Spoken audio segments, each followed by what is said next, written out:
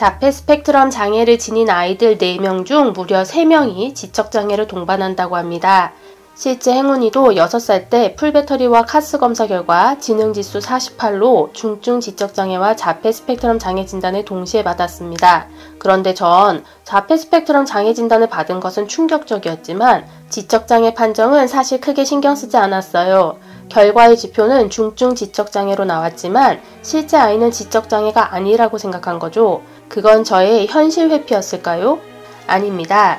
2년 만에 행운이는 다시 실시한 풀배터리 검사에서 지능지수 75로 경계선 지능 판정을 받았습니다.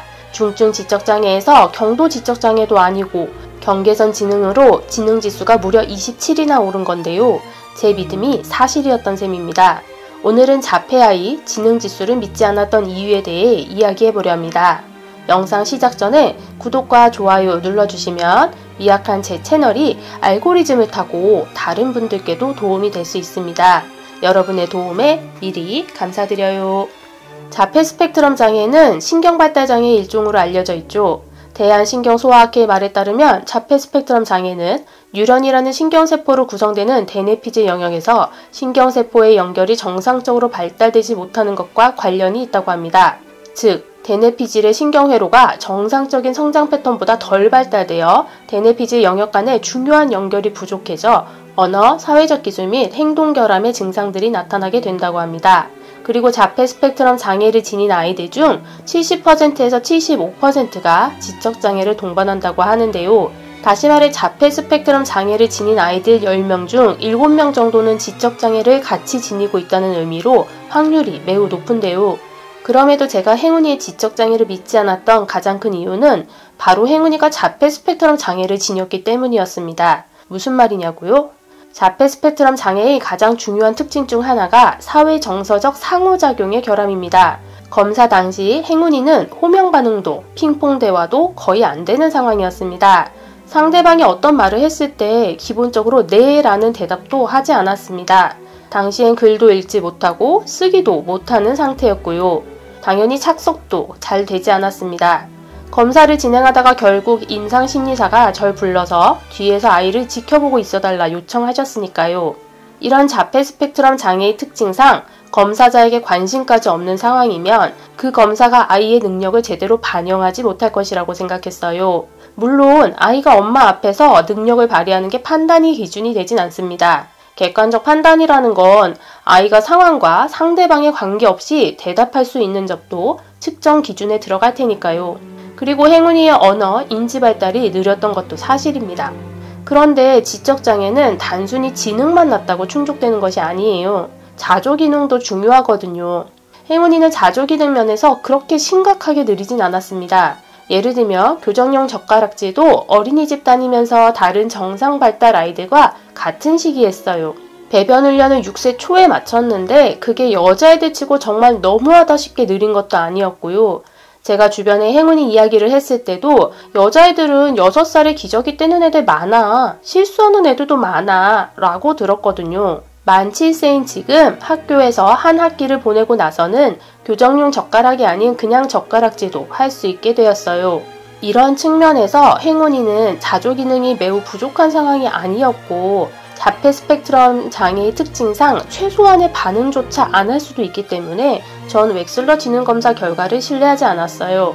실제로 여기 검사지에 나와 있는 내용을 제가 읽어드리도록 하겠습니다. 검사 여기 실시 날짜 보시면 2022년 8월 5일인 거 확인 가능하시죠?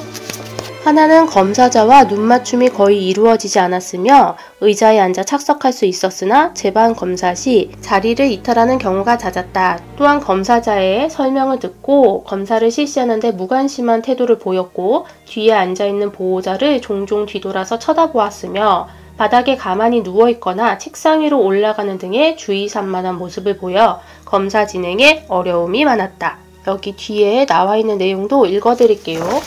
한국판 웩슬러 유아 지능 검사 결과 전체 지능 지수는 48로 중증도 지적장애 수준에 해당한다. 각 하위 영역 및 하위 영역 내 소검사 간 수행에 큰 편차가 나타나고 있는데 화나는 익숙한 시각적 대상을 파악하는 능력과 시지각적 변별 능력은 그럭저럭 발달되어 있는 것으로 보인다. 다만 검사자의 지시 안내에 선택적으로 반응하는 태도를 보이고 과제에 주의 집중하는 데 어려움이 있어 실제 지니고 있는 인지적 자원을 잘 발휘하는 데 제한이 많을 것으로 여겨지며 이러한 태도가 학습에 어려움을 가중시킬 수 있겠다. 화나는 인지 기능이 전반적으로 불균형하게 발달되어 있는 것으로 사료되며 상황에 따른 기능의 차이가 클 것으로 보인다 라고 적혀 있어요. 줄여서 이야기하면 검사에 제대로 응하지 않아 실제 지니고 있는 역량을 확인하기 어렵다는 말이에요. 제가 지능지수를 믿지 않았던 두 번째 이유는 당시 주변 선생님들의 반응이었어요. 당시 언어치료 선생님께서 지적장애 아이들은 수인지를 굉장히 힘들어한다고 하셨거든요.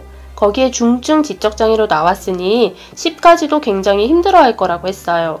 그런데 말이 51개월에 트였으니 늦은 건 맞지만 그 이후 수인지를 아주 잘 익힌다고 하셨어요.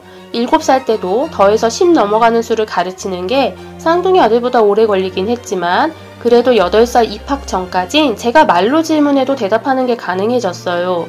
차를 타고 다니면서 제가 말로 수학 문제를 많이 냈었거든요.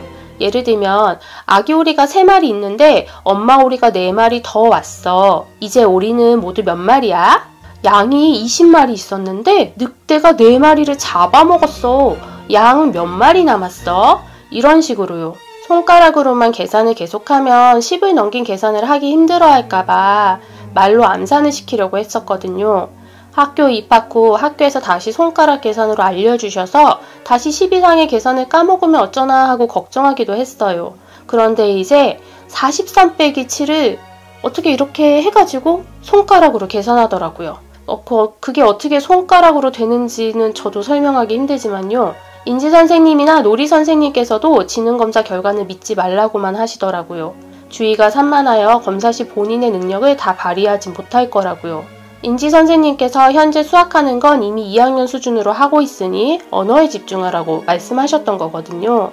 3달 전 새로 만난 언어치료 선생님께서도 테스트하자마자 고기능 자폐 스펙트럼이라고 말씀하셨었고요. 시중에 파는 하루독해 이런 문제집은 15문장에서 20문장 가까이 있는데도 시지각이 좋아서 곧잘 풉니다. 그런데 총지각 주의력이 부족해 문장을 3-4문장 정도로 들려주면 오히려 대답을 잘 못합니다. 제가 행운이의 지적장애를 믿지 않았던 세 번째 이유는 아직 시간이 많기 때문이었습니다. 당시 행운이는 겨우 만 5세였어요. 아이들이 아주 어릴 때 원령별로 발달 단계가 갈라지죠. 그래서 같은 해에 태어난 1월생 아이와 12월생 아이는 발달 단계상 큰 차이를 보이게 됩니다. 하지만 아이들이 학령기에 접어들고 커나갈수록 그 차이가 줄어들죠. 나중에 성인이 된 후엔 몇 년 정도는 아예 차이도 안 나게 됩니다. 검사 당시 행운이는 겨우 만 5세였고 전 20세까지 아이에게 필요한 최소한의 지식을 가르쳐주기에 시간은 충분하다고 생각했어요. 공부 잘하는 거 이런 거 생각 안 하고 세상을 살아가기 위한 지식을 15년을 걸쳐서 알려주면 된다고 생각한 거죠. 그저 일상에서 틈틈이 계속해서 반복해서 알려주면 일상생활을 살아가는 데 필요한 학습은 충분히 익히게 할 수 있다고 지금도 생각하고 있어요. 일상을 살아가는 데 필수적인 수학은 미적분이 아니라 사칙연산이니까요. 그리고 지금은 이런 생각에 더 확신이 들고 있어요. 제가 행운이가 만 5세쯤부터 자기계발을 시작했는데요. 뇌 관련 책들을 읽으면서 이제는 익숙해진 단어 중 하나가 바로 신경가소성입니다. 미국 피츠버그대 정신과 레베카 프라이스 교수의 말에 따르면 신경가소성이란 뇌가 스스로 변화하는 능력을 말합니다. 우리가 새로운 것을 배우면 뇌가 새로운 신경세포를 형성하고 그것들을 연결한다는 거예요. 쉽게 말하면 우리가 보통 3살이면 뇌가 다 자란다, 나이 먹으면 더 이상 머리가 안 돌아간다 이런 말을 듣기도 하고 실제 하기도 하잖아요. 그게 아니라는 거예요. 프라이스 교수는 뇌의 변화 능력과 새로운 신경세포는 60대 이상에서도 만들어질 수 있으므로 지능지수는 성인기에도 얼마든지 높아질 수 있다고 이야기합니다. 전 그때 내가 40 넘어서 공부하는 게 과연 머리에 들어갈까?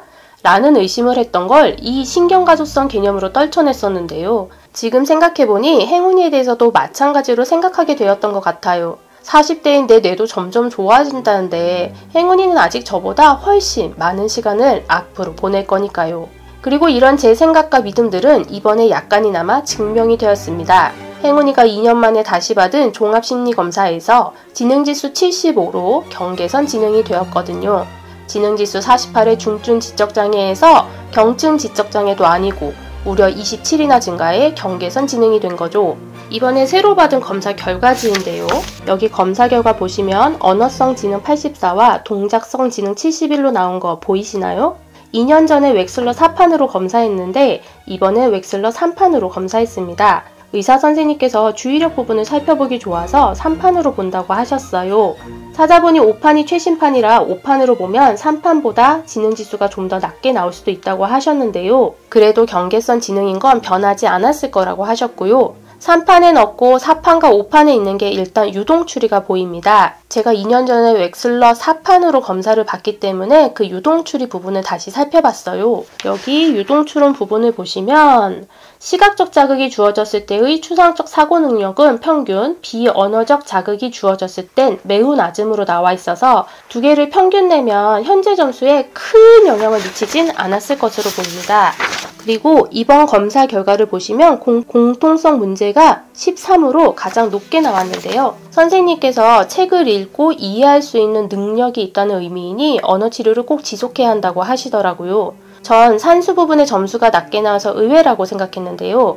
이게 제가 생각한 그냥 산수 계산이 아니라 말로 듣고 하는 거라서 주의력을 보는 거라고 하시더라고요. 마찬가지로 총 12항목 중 평균 이하의 점수를 받은 항목이 6항목이었는데요. 이 중에 2항목이 사회성, 4항목이 주의력 관련이었습니다. 종합주의력 검사인 CAT 검사도 같이 보았는데요. 여기 보시면 단순선택, 시각주의력과 청각주의력 부분에서 모두 정상, 그리고 억제지속도 시각 부분이라 정상으로 나오는데요. 간섭선택, 청각주의력에서 저하로 나옵니다. 그래서 종합적으로는 ADHD 판정을 받게 되었습니다. 사실 전 오만할 수도 있지만 지능지수가 80 넘을 거라고 생각했어요. 그렇지만 여전히 검사 결과지에 아이가 주의산만하다는 평이 많았어요. 여기 나와 있는 검사 결과를 읽어드릴게요. 실제 검사 태도에서 넋놓고 있거나 혼잣말을 지속해서 보이며 혼자 관념 및 상상에 빠지는 검사 태도를 볼 때 습득된 지식은 양호하나 자기중심적인 성향과 산만하고 충동적인 성향으로 인해 문제 해결 시 과제 난이도 및 관심 분야에 따라 적극적으로 정신적 에너지를 투입하지 못하여 습득된 지식들을 충분히 발휘하는 것은 어려워 보임 이라고 적혀 있거든요.